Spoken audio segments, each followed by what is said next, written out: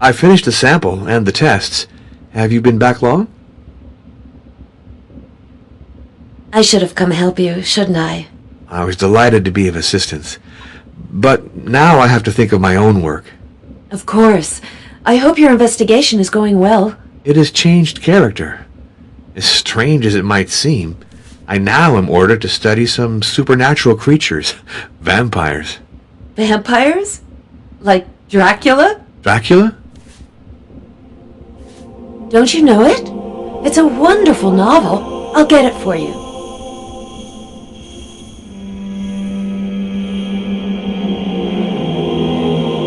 Look at this book. It's Dracula by Bram Stoker. Oscar Wilde said it was the most beautiful novel of the century. What a massive novel. Let's peruse it to see if there are any interesting parts.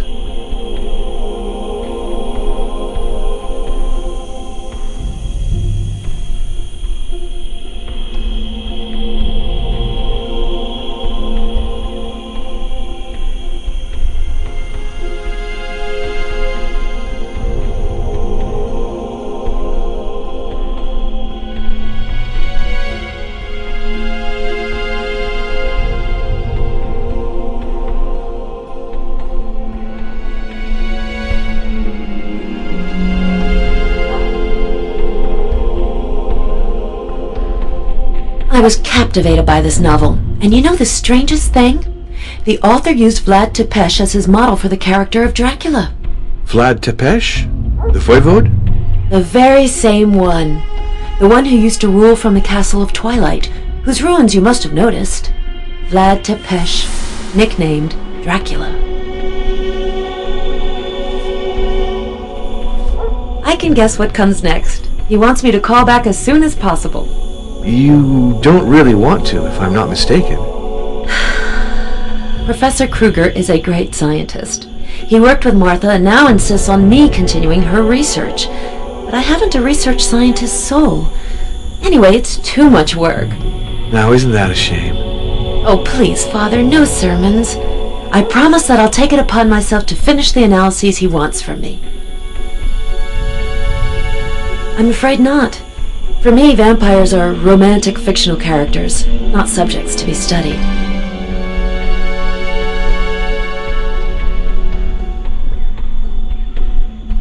Stoker speaks of this voivode Dracula who earned his nickname attacking the Turks beyond the Great River at the very border of their country. That clearly signifies Vlad Tepes. That prince spent his youth as a captive of the Turks. Afterwards, he fought them fiercely. It's been translated into every language, and I've heard that the director, Murnau, is going to do a film version, but I don't know if I will have the opportunity to see the movie. The word has two meanings, devil or dragon.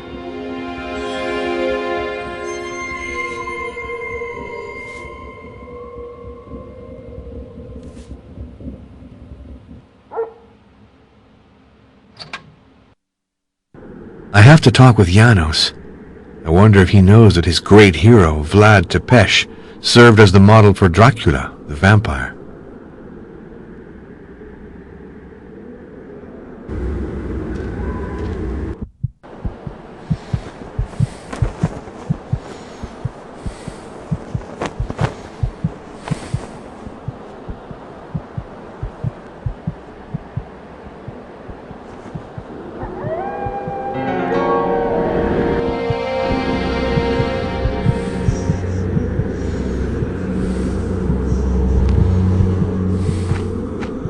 Hello, Janos. I have a surprise for you. I've just been ordered to conduct an investigation into vampires. What do you know? Anything can happen. I was talking about the same subject with Stefan Luca, who just arrived at the inn. He's kind of a fanatic, and firmly believes in the existence of vampires. You should question him. You're more useful to me because you're a historian. I have several questions to ask you, particularly about Vlad Tepes.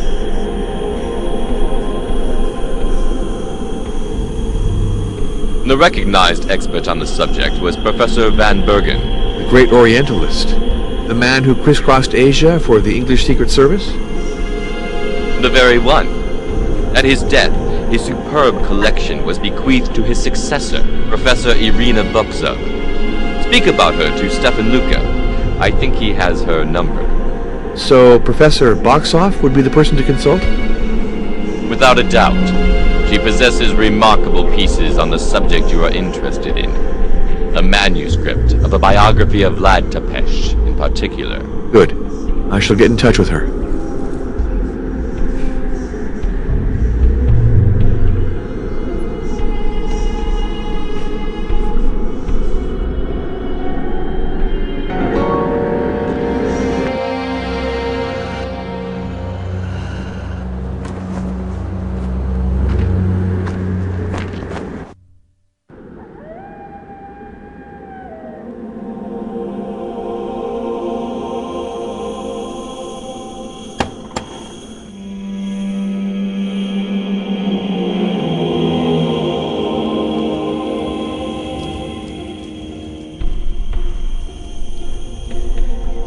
It just so happens that my congregation has ordered me to undertake an inquiry on the vampires.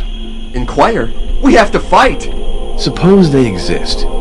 If that's the case, isn't it essential to study them first? Know thy enemy. Ours is wily and difficult to get at, unless we take the path of the dragon. That was Martha's conviction. The path of the dragon? The dragon. The vampire. Dracula. All these names designate our adversary. The path of the dragon leads to his lair. Look at this file that Martha entrusted me with on her return from Turkey. She had established that the path comprised 7 trials. The related documents are sorted in 7 folders. I know that work. It's Raphael's Crucifixion. Yes, photographed by Martha. According to her, this painting has a connection with the first stage on the path of the dragon. Really? The painting has a hidden meaning? Martha thought so. She spoke to me of other versions of the same work of art, slightly modified reproductions she examined in private collections. According to her, to understand the hidden message, the original's not enough. It has to be compared to the copies and the variations noted. Do you have other versions of the painting? Unfortunately not. Martha gave me this file at the beginning of her research, for she feared her papers would be stolen. Afterwards, we had a falling out, and she didn't transmit anything else to me. I'm certainly lacking some essential pieces. We're radically changing style, you could say. This other document is a sketch Martha made of an ancient bas-relief. The inscription is hard to make out. It vaguely resembles Enochian. But the drawing is clear. The figure is slashing his veins. I see the sketch is classified in the first folder with the crucifixion. Is there a connection then between these 2 documents and the first stage of the path? For Martha, there was no doubt about it. Here's a sketch of another bas-relief, from the same place as the previous one. Martha associated it with the second trial. There aren't any other documents? Nothing for the 5 last tests? They're all I have, but I'm sure that Martha found many others, if I'd only been more conciliatory.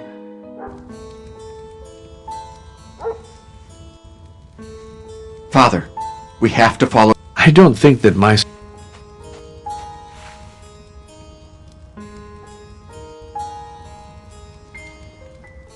Irina Buxov? I tried to contact her, but I was rejected. She's incredibly mistrustful. It's a shame, because I think she knows a great deal about the Path of the Dragon. Do you have her phone number?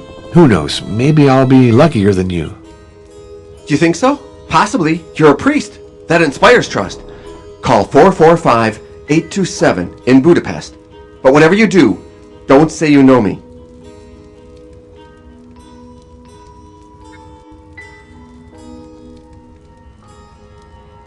She haunted public and private libraries. I know that she frequently visited the Alba Iula Museum. It burned shortly after her death. I have a feeling it wasn't by accident.